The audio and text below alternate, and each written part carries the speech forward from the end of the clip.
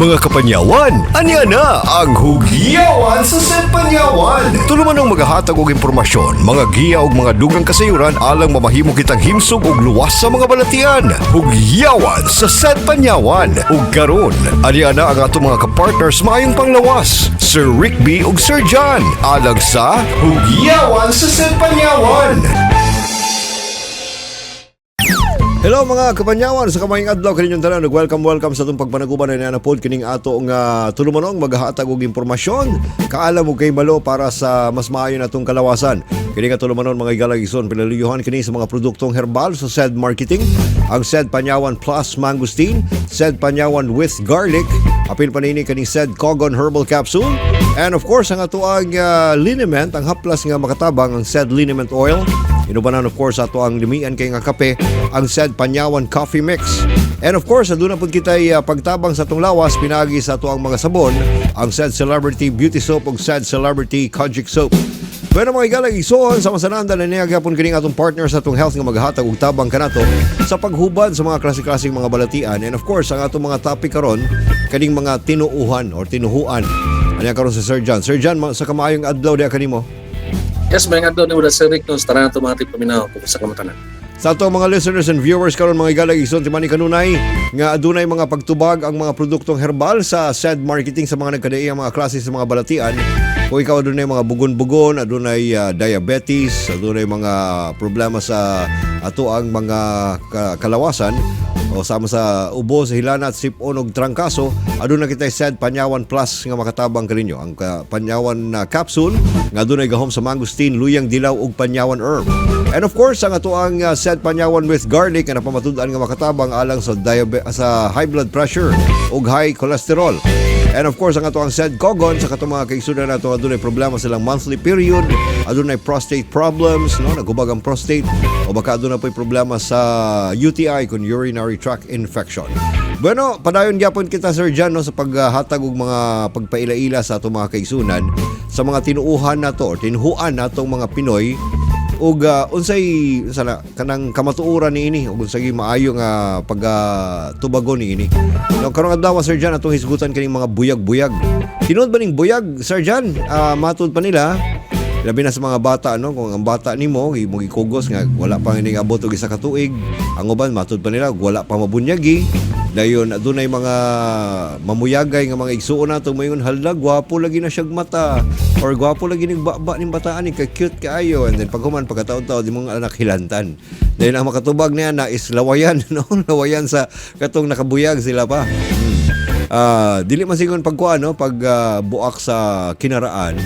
Pero sama-samong nahibaluan ni Sir John, walay mga scientific nga basis, no, ang mao nga mga matang sa mga tinuuhan or tinuhuan.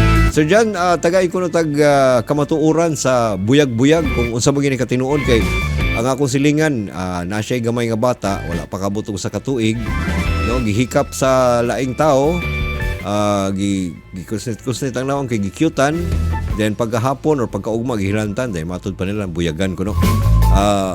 Para nako maramang siguro Sir John og ang virus or kagaw siguro sa kamot sa tao ang nakaingon ato, no, sa kay mong paglantaw mahitungod ang ginatawag natong buyag-buyag Sir John. Sa man ang buyag-buyag, tinuod ba na or dili porya buyag? Kana no, sikat na nga phrase, no, kanang buyag, no, o kanang sulti na to kung gito sobra kakiyat ang mata o adunay mga tao nga makahatag si mo kanang kuan ba mo'y nakahinungdan, no, sa mo'y ang gibati nga pagilanat ba o pagsakit sa tiyan o unsa ba yang gibati no pagka nilabay ang pila ka oras, no.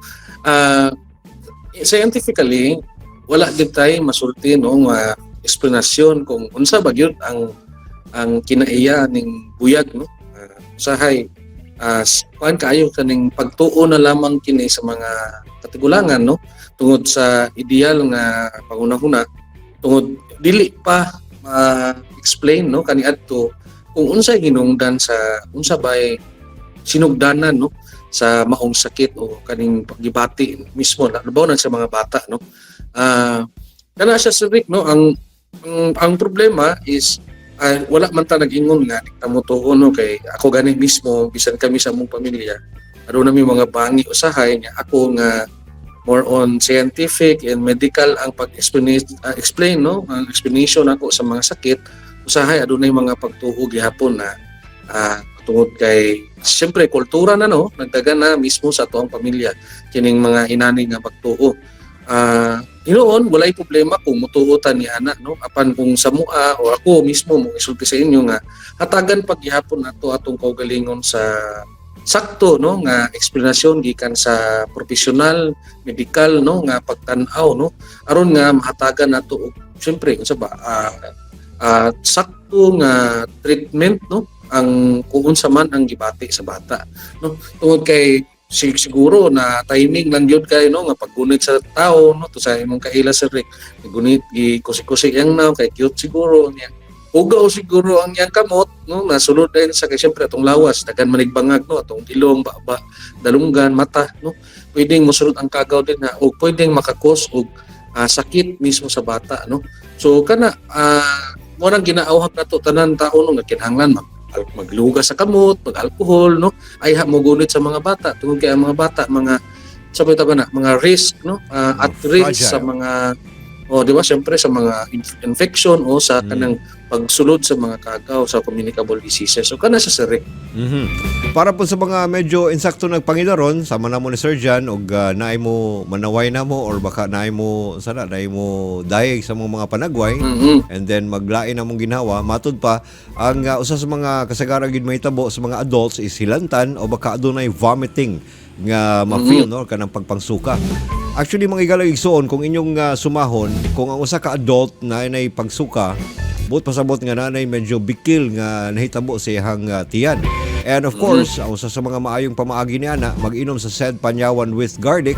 Kay kining said panyawan with garlic makatabang kini against sa vomiting no or kanang pagsuka.